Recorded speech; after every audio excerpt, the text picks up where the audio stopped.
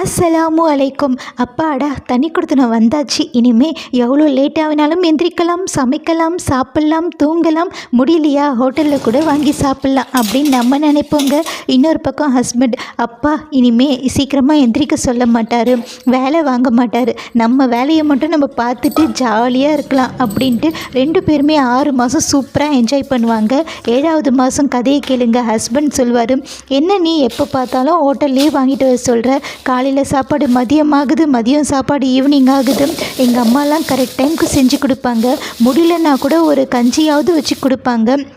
அந்த காலத்தில் ஆடு வளர்த்தாங்க, மாடு வளர்த்தாங்க, கூட எங்களையும் அப்படின்னு சொல்லும்போதே நம்ம மைண்டுக்குள்ளே மீசை வச்ச மாமியாரை பார்த்த மாதிரியே இருக்கும். ஆனால் நம்ம எங்கே போனாலும் ஸ்ட்ரிக்டாக பண்ண வேண்டிய விஷயம், கரெக்ட் டைமுக்கு சாப்பிட்ணும், கரெக்ட் டைமுக்கு எந்திரிக்கணும், ஹோட்டலில் வாங்கி சாப்பிடக்கூடாது. மற்றபடி நம்ம லைஃப்பை ஜாலியாக என்ஜாய் பண்ணலாங்க. கண்டிப்பாக நீங்களும் ஃபாலோ பண்ணுங்கள். Bye friends.